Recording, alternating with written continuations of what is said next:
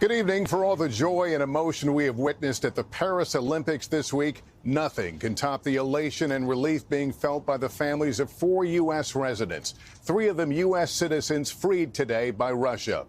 This photo of Wall Street Journal reporter Evan Gershkovich, Marine veteran Paul Whelan, and journalist Alsu Kamasheva aboard a U.S. transport plane. En route to Joint Base Andrews, they are expected to land late tonight and be welcomed by President Biden and Vice President Harris, a 4th U.S. resident reuniting with family in Germany tonight. The U.S. says all 4 were unjustly held by Russia. Their release part of a multinational prisoner swap involving 24 people. The president tonight calling it a feat of diplomacy. Our Keir Simmons starts us off with late details. Tonight, a history-making homecoming. 3 Americans freed and on their way back to the United States. Russian media broadcasting these images of several of the 16 detainees released, gathering their bags and boarding a flight out of the country. In the Oval Office, the daughter of one speaking to her mother a day before her 13th birthday. Among those released, Evan Gershkovich, the Wall Street Journal reporter. The paper's newsroom today filled with emotion. Its front page declaring Evan Gershkovich is free. His family saying, "We can't wait to give him the biggest hug."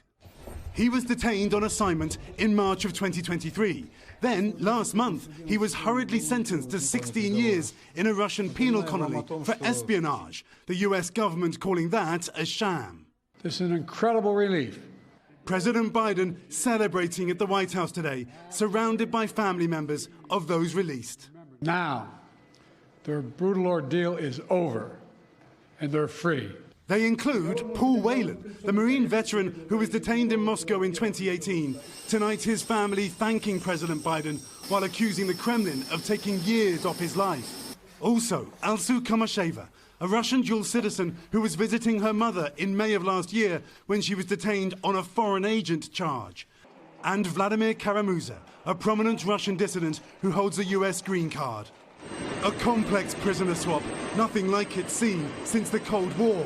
The deal involving 24 individuals, the handover in Turkey, with 7 separate aircraft and 8 Russians Putin wanted back returned, greeting them with flowers on the tarmac.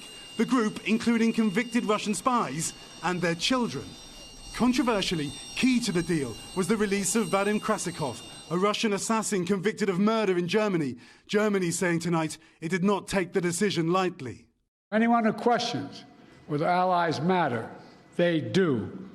They matter. And today is a powerful example of why it's vital to have friends in this world. Friends you can trust. Basketball player Brittany Griner, released from Russian detention in 2022, is in France for the Olympics and told reporters today she is head over heels that the Americans are headed home.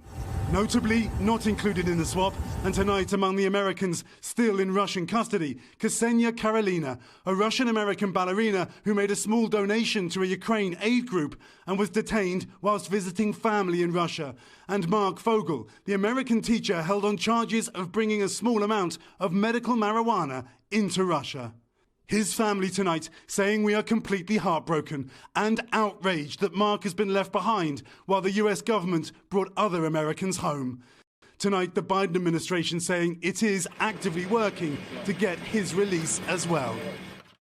And Keir joining me now. We're hearing more from Russian President Putin about this deal. That's right, Lester. President Putin offering those returning Russians awards. Meanwhile, news from the Wall Street Journal tonight. It says Evan Gershkovich, just before he was released, wrote to President Putin asking for an exclusive interview. We're already looking for his next story. Lester? Amazing, Keir. Thank you. Today's historic prisoner swap was a result of long and difficult negotiations with Russia and key allies. Peter Alexander is at the White House. Peter, what more have we learned? Lester, officials here say today's prisoner swap marks the culmination of nearly 2 years of effort by the Biden administration. But the president's top aides have made it very clear it does not change the tense relationship between the U.S. and Russia. This is the emotional moment inside the Oval Office when the families of those released prisoners spoke to their loved ones, finally free. What did you say when they answered the phone on the other side?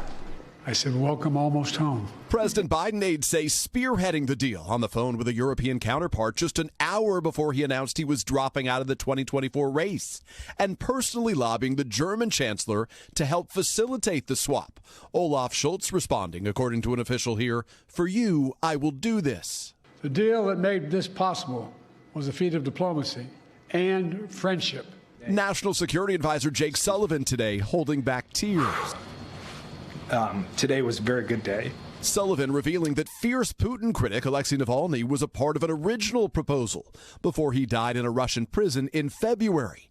Later saying no money was exchanged and no sanctions were loosened to secure today's release. But with criticism that these swaps incentivize America's adversaries to take more prisoners, Sullivan acknowledged the challenging decision.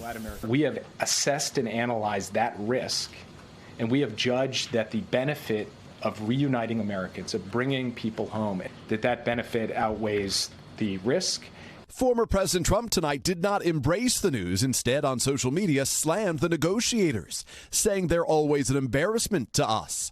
President Biden earlier snapping back when pressed about Mr. Trump's repeated claims that he could have gotten the prisoners out of Russia without concessions. Paul Whelan had been held since Mr. Trump's time in office. Why didn't he do it when he was president?